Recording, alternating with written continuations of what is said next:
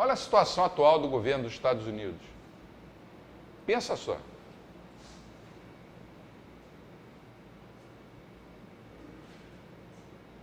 Esses dados têm um mês e pouco. Se mudaram um pouco. Agora faz o seguinte, tira 8 zeros e pensa, em vez do governo americano, vamos fazer de conta que é uma família. A família tem uma renda anual de $21.700. Gasta anualmente $38.200. Novas dívidas com cartão de crédito, $16.500. E dívidas totais com cartão de crédito, $127.710. E corte de gasto, $385. Essa é a situação dos Estados Unidos da América, a maior economia do mundo. Você tirar 8 zeros, comparar com uma família, você vai fazer essa pergunta aqui, ó. Dá para essa família viver desse jeito? Por quanto tempo? O que é preciso fazer? Os keynesianos dizem, não, é preciso jogar mais dinheiro na economia e o governo gastar mais para salvar essa família. O que vai acontecer? Ela vai sair gastando mais e a situação dela vai piorar. A dívida dela, no caso, a dívida pública, né? Se você passar da família para o governo de novo, vai chegar lá a 80%, 85% do PIB. O que é uma coisa imoral.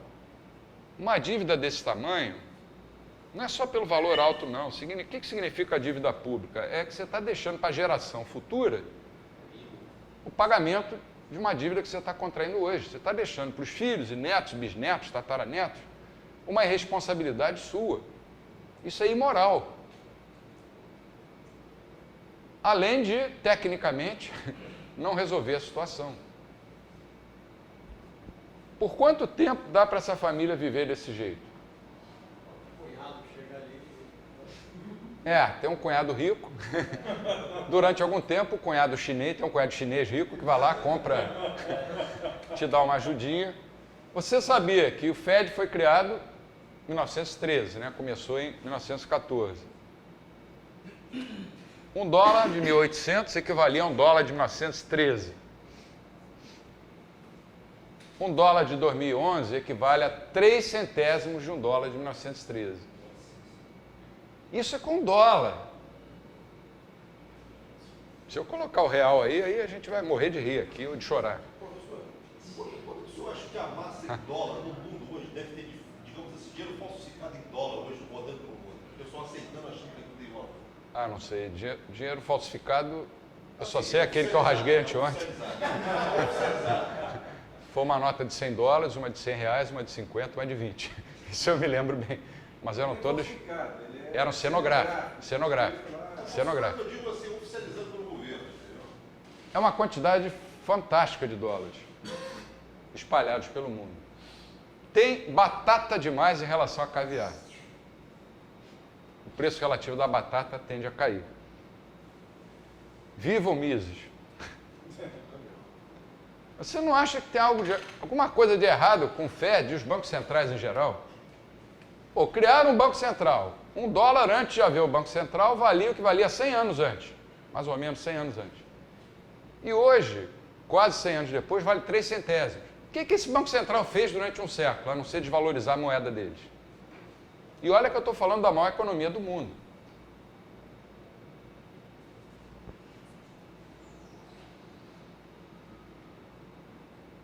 E na zona do euro? O déficit público, mais ou menos 6% do PIB. A relação média dívida-PIB já aumentou, já está quase 90% do PIB. A família europeia também está numa situação financeira precária. Dá para essa família viver desse jeito? Por quanto tempo? O que é preciso fazer?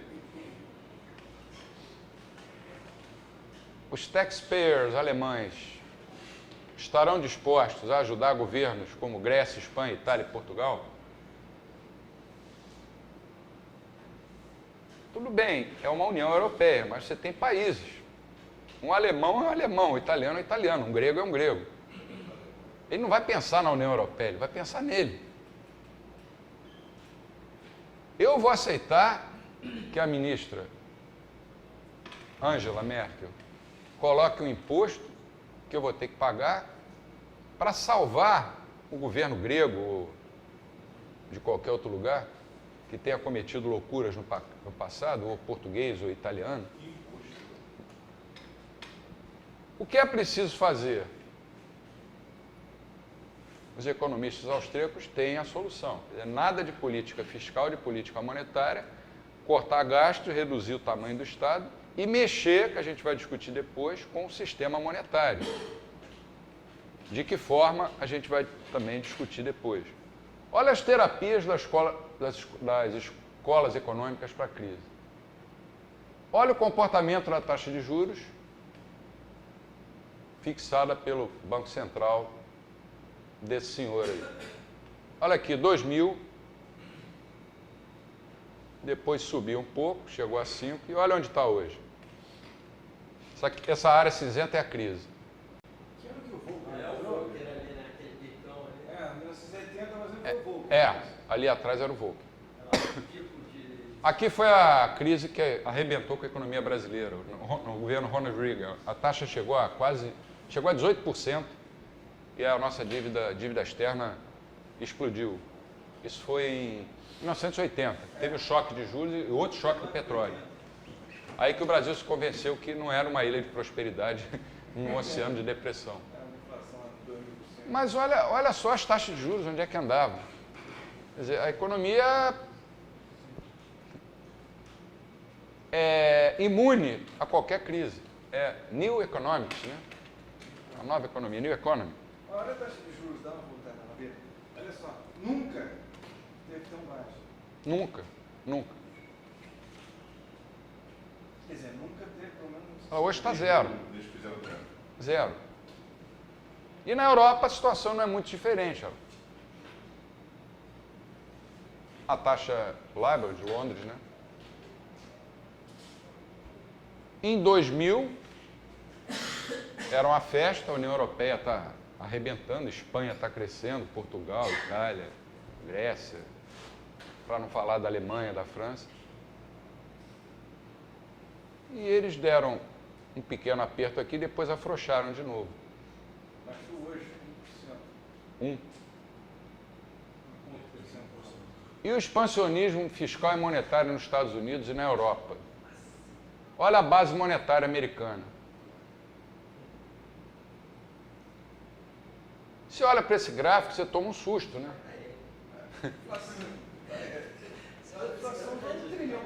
Parece que o gráfico está errado. Será que é isso mesmo?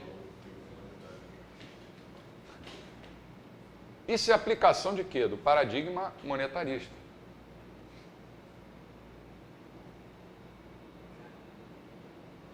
O M1, papel moeda e depósitos à vista, sempre para cima, crescimento exponencial. Esse é o M1, M1 Money Stock. E o M2 também. Quer dizer, estão dando açúcar para um diabético. Será que esse pessoal não tem noção de contabilidade, não? E para cada fonte de aplicação você tem que ter uma fonte de origem, acabou e fica inventando história. Não sei. Acho que eles faltará aula de contabilidade. Deve vai te ajudar. Não acho. Nessa hora- Noção de quanto você pode gastar. Nessa hora não ajuda. Nessa hora o que ajuda é uma teoria econômica correta, né? Sem dúvida. Correta. Os caras têm uma formação boa, têm PhD em Harvard, Chicago e outras universidades, mas acho que o problema está no currículo Essas escolas. dessas escolas. Você vê que o Harvard é uma formadora de tecnocrata, né? Em economia. Ela é boa em administração e direito. Economia é uma negação. Na economia, você tem Chicago e o UCLA, tem várias lá, né? Mas no paradigma dominante. Os caras saem de lá cheios de modelos na cabeça e aplicam isso na economia. A economia não reage. E olha o déficit do governo e a dívida pública interna americana. Onde é que está o zero? Aqui está o zero.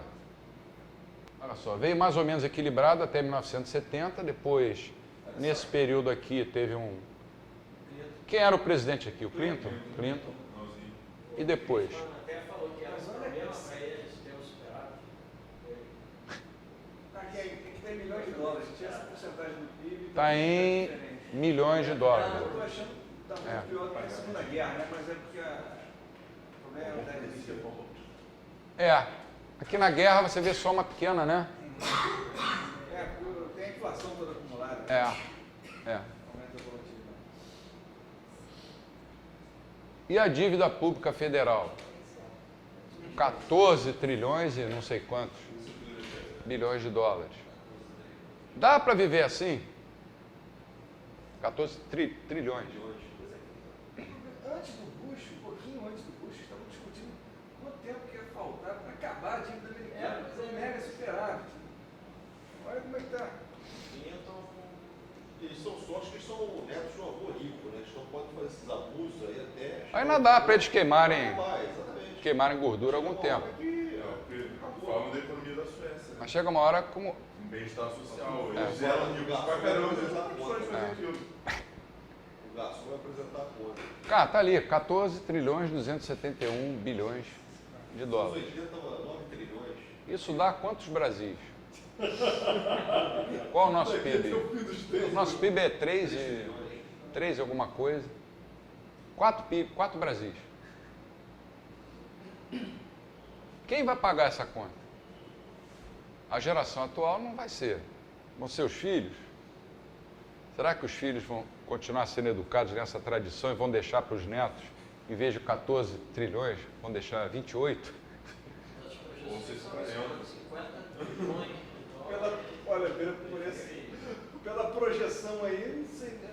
Pô, vai estar zero aí. Ele perdeu o controle. Você olha para um gráfico desse, você fica assustado. Eu estou olhando para um gráfico da economia dos Estados Unidos, está aqui, ó. Federal Reserve Economic Data. É o Fred, que é o nome que a gente respeita. Né? Se fosse um órgão de pesquisa, sei lá, desacreditado.